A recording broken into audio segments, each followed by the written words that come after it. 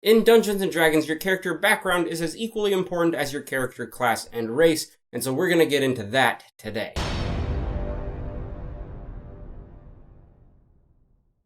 Hey fellow Game Masters, welcome back. I'm Richard Quiner, and let's talk about character background a little bit.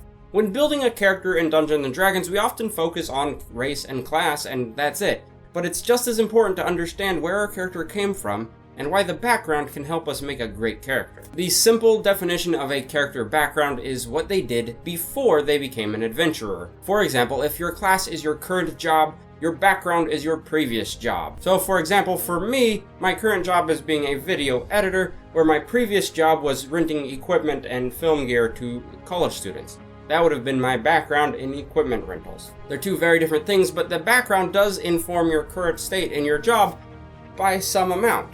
And that's where the backgrounds come in Dungeons & Dragons. The background, as you pick your background from the book, gives you several different extra bonuses to your character that are really useful and really helpful later on in the game. Some of the traits given by backgrounds may include extra languages. If you are a learned studying person, you might even come up with 4 or 5 different new languages that your character can learn just from the background. The other thing that your background gives you are 2 free skill proficiencies. Now these are the skills that your character is good at all the time, no matter what. They are just, you get a bonus to working with them, and they're free, and oftentimes they tie into the class that you're trying to play as well, so they're very useful in helping you be even better at what you do. And your background also gives you several pieces of equipment that may come in handy eventually. The last thing that your character background gives you is a special feature that only that character background can use, and it's something usually written out in about a paragraph length in the background section.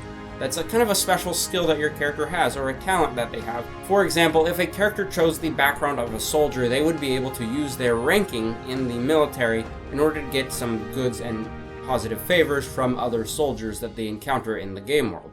It's very useful. The backgrounds aren't a whole lot of information that you have to comb through to pick the right one for your character, but it's still worth picking one that works and kind of synergizes with the class that you've chosen. The other thing that comes from your character background are personality characteristics. Now, characteristics are statements that define your character's personality, their belief system, and how they interact with the world around them. It makes role-playing your character a little bit easier by giving you a certain structure that you can work in. In the Player's Handbook and Basic Rules, each background gives you a list of certain personality characteristics that you can choose from. You can roll your dice and decide at random, or you can just define your own, but understanding what each of these characteristics does is just as important as the characteristic themselves. So let's get into that. One characteristic is called the personality trait, and it's something that defines your character and makes you unique in the world. Next, you have the characteristic that is called the ideal, and it is defined as something your character believes in very strongly. This could be a religious belief or a belief about the world around them, but it's something your character holds to and follows throughout their life.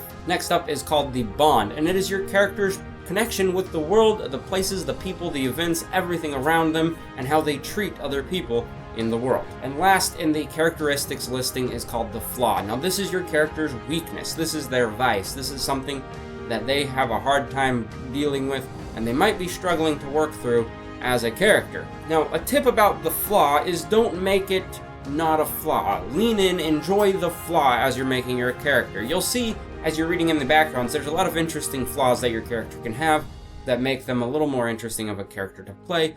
Let that happen. Be that character and enjoy that flaw while you can, because it makes it fun and it gives you something to work at as a character. So come up with your own. If you come up with your own, don't make it another strength. That's what I'm getting at. I've seen several players who decide to make their own flaw, but when I look at their flaw, it's really not a flaw. It's just another trait. It's just something that doesn't affect them in any way. Consider that when you're selecting your flaw or creating your flaw, that make it a real flaw. Make it something that you can actually work with and will make your character more interesting. Tomorrow we're going to talk about the Dungeons & Dragons equipment and how to select the right equipment for your character. So we'll see you next time.